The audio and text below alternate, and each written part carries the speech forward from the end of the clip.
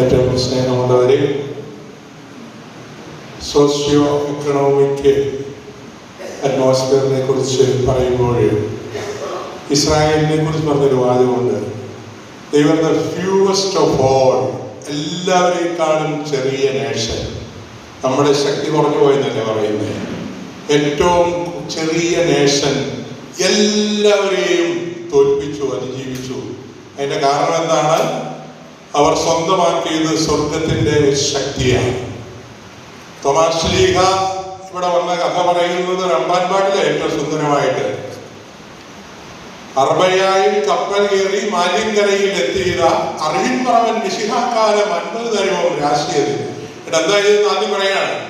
അത്ഭുതകൃതിയാൽ അഷ്ടദിനം കൊണ്ട് അവിടെ മാർഗം സ്ഥാപിച്ചു. 8 ദിവസം കൊണ്ട് സഭ സ്ഥാപിച്ചു. വർഗീയ ശക്തികളൊന്നും തടയാൻ പറ്റില്ല. കാരണം അത്ഭുതകൃതിയാൽ അഷ്ടദിനം കൊണ്ട് അവിടെ മാർഗം സ്ഥാപിച്ചു. സ്വർഗത്തിന്റെ ശക്തിയുണ്ട്. നടപടി 19 വന്നെന്ന് ഞാൻ ഓർമ്മിപ്പിക്കുകയാണ്. അവിടെ പറയുന്നത് പൗലോസിന്റെ ശരീരസ്പർശമേറ്റ തുവാലകളും അംഗവസ്ത്രങ്ങളിൽ രോഗികളുടെ അടുക്കൽ കൊണ്ടുവന്നപ്പോൾ രോഗികൾ സൗഖ്യം പ്രാപിക്കുകയും പിശാചുക്കൾ ബഹിഷ്കൃതരാവുകയും ചെയ്തു. ക്രിസ്ത്യാനിറ്റിയുടെ ശക്തി എന്ന് പറയുന്നത് സ്വർഗത്തിന്റെ ശക്തിയാണ്. അവിടെ വാസ്തവത്തിൽ അടികൊണ്ടുമല്ല വടികൊണ്ടുമല്ല, മറിച്ച് സ്വർഗത്തിന്റെ ശക്തി കൊണ്ടും സ്നേഹം കൊണ്ടുമാണ് നമ്മുടെ ഈ സമൂഹത്തിന് ചലനം സൃഷ്ടിക്കുന്നത്. ആ കാര്യം നമ്മൾ മറക്കരുത്. അതിനോട് ചേർന്ന് പോകുന്ന രണ്ടാമത്തെ ഒരു ആശയമാണ് നമ്മുടെ ഒരു എക്കണോമിക്, സോഷ്യോ എക്കണോമിക്.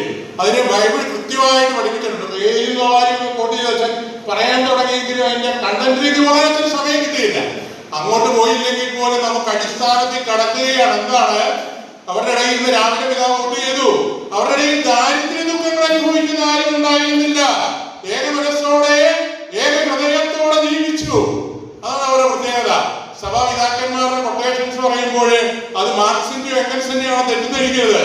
അംബ്രോസ് പറയുക, നീ അധികം വെച്ചിരിക്കുന്നത് നീ മോഷ്ടിച്ചെടുത്തതാണ്, നീ മോഷ്ടാവാണ്. ബേസിലും ക്രിസോസ്റ്റോമും പറയുകയാണ്, നിന്റെ വീടിന്റെ കല്ലും തറയും മോടി പിടിപ്പിക്കാൻ നീ അനേകായിരങ്ങളെ അവസരയിലാഴ്ത്തുന്നു. നീ ധനികനാണെന്നുള്ളതല്ല, പങ്കുവയ്ക്കാനുള്ള നിന്റെ വൈമനസ്യമാണ് നിന്നെ അഭിശബ്ദനാക്കുന്നത്, ശമിക്കപ്പെട്ടവനാക്കുന്നത്. നമ്മൾ മൈനോറിറ്റി ആണല്ലോ അല്ലേ? സ്ത്രീകന്മാര് അതിലും വലിയ മൈനോറിറ്റിയായി. 12 പേര്, കഷ്ടിച്ച് 12 ഉണ്ടായിരുന്നുള്ളൂ. അവർ ചെന്നിടത്തൊക്കെ അവരെ ആർക്കും മാറ്റി നിർത്താൻ പറ്റിയില്ല. തോമാശ്ലീഹ കൊട്ടാരം പണിയുന്ന കഥയാണ് നമുക്ക് ആക്ട്സ് ഓഫ് യൂദാസ് തോമസിനും റമ്പാൻപാടിലും ഒക്കെ പറയുന്നത്.